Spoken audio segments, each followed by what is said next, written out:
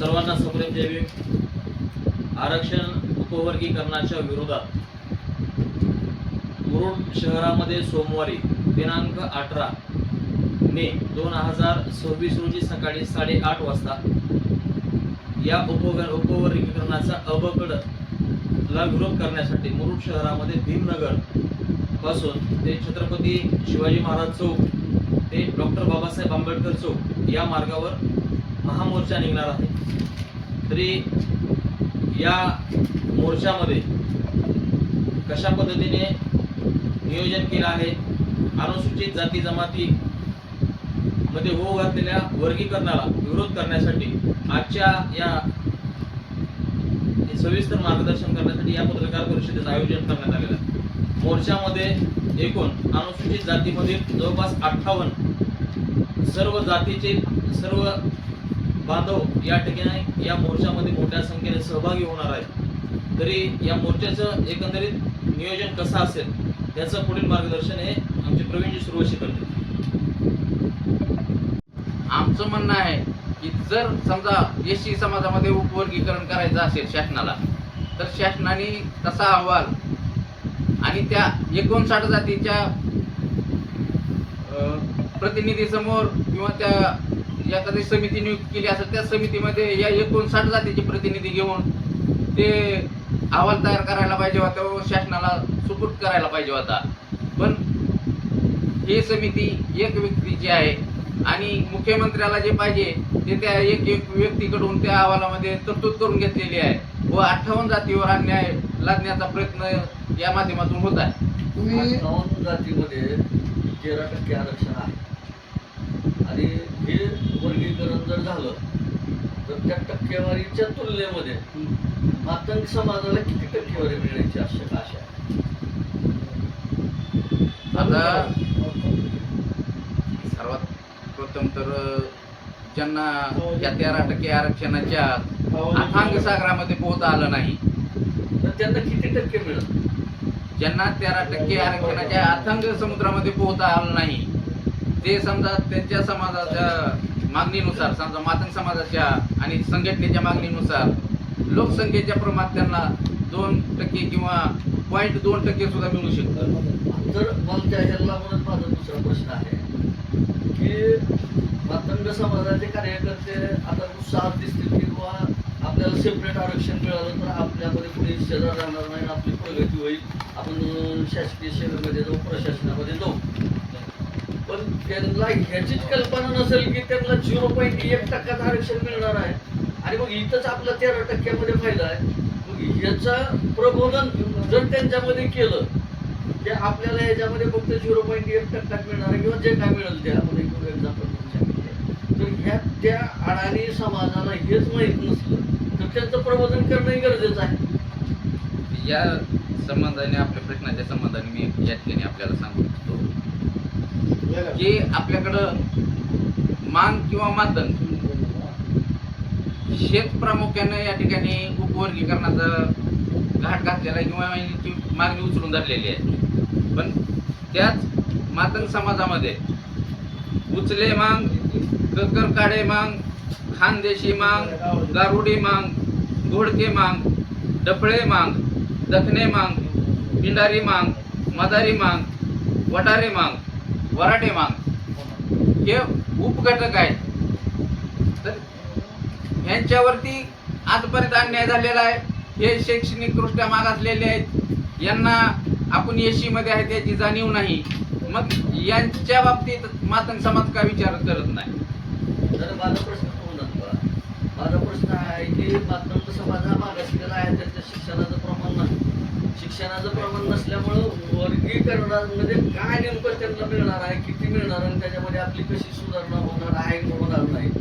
0.1% जे काय त्यांना मिळणार आहे या 13 मधलं 58 बाजूला जाणार आहे आणि एकामध्ये मिळणार आहे लोकसंख्येच्या प्रमाणामध्ये, पण त्यांना जर ह्याचीच कल्पना नसेल की आपल्या ह्याच्यात खरी सुधारणाच होणार नाही तर ह्याच्यासाठी प्रबोधन करणं गरजेचं आहे, तेही करण्याचा काय प्रयत्न होणार आहे का? जवळपास आपण सांगितलं त्या पद्धतीने महाराष्ट्रात पाहिले गेले तर जातीय जनगणनेनुसार त्यांची 20 लाखाच्या जवळ लोकसंख्या आहे मातंग समाजाची आणि बौद्ध समाजाची ही 85 लाखाच्या जवळ लोकसंख्या आहे त्यावेळेस ही पूर्वीची आहे. आज पाहायला गेलं तर सर्वाधिक जास्त संख्या आधारित सांगितलेल्या सामाजिक न्याय प्रणालीप्रमाणे जर या 58 भावामधले काही भाऊ सुधारले आणि काही भाऊ आणखीन मागासवर्गीयच राहिले किंवा त्यांची प्रगती झाली नाही, मग ह्या उपवर्गीकरणाच्या माध्यमातून शासनाच्या म्हणण्याप्रमाणे जर त्यांची प्रगती होत असेल तर मोठा भाऊ म्हणून त्याचा विरोध करायचं कारण काय? त्यांची प्रगती होईल सामाजिक न्यायाप्रमाणे. बाबासाहेब सामाजिक न्यायाला मानत होते.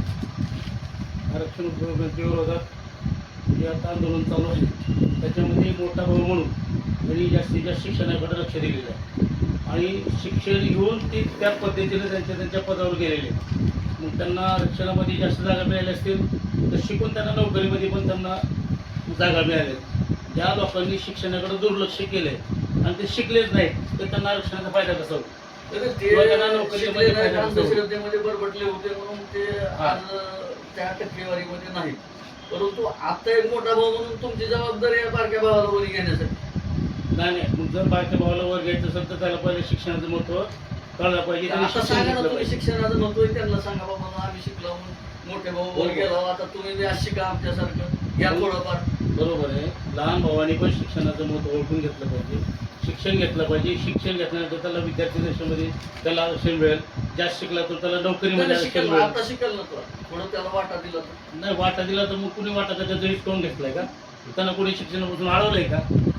तुम्ही देवदेवतांच्या पाठीमागा लावून हे बाकीचे सगळे शिक्षणाकडे दुर्लक्ष केलं आरक्षण म्हणून तुम्ही प्रणाली पाठीमागा आरक्षण प्रणाली लागू होण्याच्या अगोदर पूर्ण एससी समाज हे अंधश्रद्धेमध्ये बरबटलेला होता. त्याला शिक्षणाच्या प्रवाहामध्ये येता येत नव्हतं. पण आरक्षण लागू ह्याच्यासाठी केलं की त्या प्रवाहामध्ये त्यांनी यावं आणि मग त्या पद्धतीने त्या प्रवाहामध्ये आल्यानंतर आता जो राहिला त्यालाही त्या प्रवाहामध्ये आणण्यासाठी जर ही प्रक्रिया शासनाच्या म्हणण्याप्रमाणे, माझं म्हणणं नाही, जर त्याला वर उचलायचं असेल तर मोठा भाऊ म्हणून तुमची काय भूमिका राहील? मोठा भाऊ म्हणून अशी भूमिका राहील की सगळ्यांना बरोबर घेऊन झालं पाहिजे, त्यांना शिक्षणाचं महत्त्व बी कळायला पाहिजे आणि त्याच्याप्रमाणेच त्यांना आरक्षण मिळेल ना. जर त्याचं शिक्षणच नाही घेतलं तरी जर नाही शिकलं त्याला कुठला लाभ मिळणार? जास्तीत जास्त शाळेने जीवनामध्ये मिळेल त्यांना, त्याच्या पुढं नोकरीमध्ये कुठं मिळणार? आणि शासन असा विचार करत आहे की 58 जातीची कुठलीही मागणी नसताना फक्त एका जातीवर लक्ष देऊन करायचं कारण काय? 58 जातीची तर कुठली मागणी नाही, मग एकच जात पुढं करून का?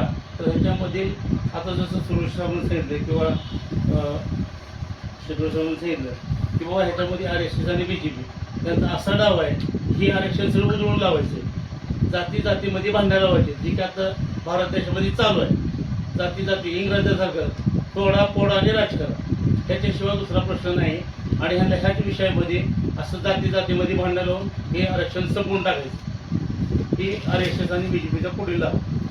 ज्या पद्धतीनं आपण भारतीय जनता पार्टीवर आरोप करतायत सातत्यानं, तशाच पद्धतीने भारतीय जनता पार्टीला विरोध करणारे इतरही काही पक्ष आहेत, राजकीय पक्ष, त्यांचा तुमच्या मागणीला पाठिंबा आहे का? त्यांनी निव्वळच दुर्लक्ष केलेलं आहे तुमच्या मागणीला? या ठिकाणी आमचं उद्या होणाऱ्या मोर्चाला उपवर्गीकरण विरोधी मोर्चामध्ये जास्तीत जास्त संख्येने मुरुड व मुरुड परिसरातील शाहू फुले आंबेडकर विचारधारेच्या कार्यकर्त्यांनी मोठ्या संख्येने सहभागी व्हावं एवढंच मी बोलतो, थांबतो. जय भीम, जय भारत. आणि आपण सर्व पत्रकार आमच्या सर्वांच्या विनंतीला मान देऊन आला त्याबद्दल सर्वांचे धन्यवाद.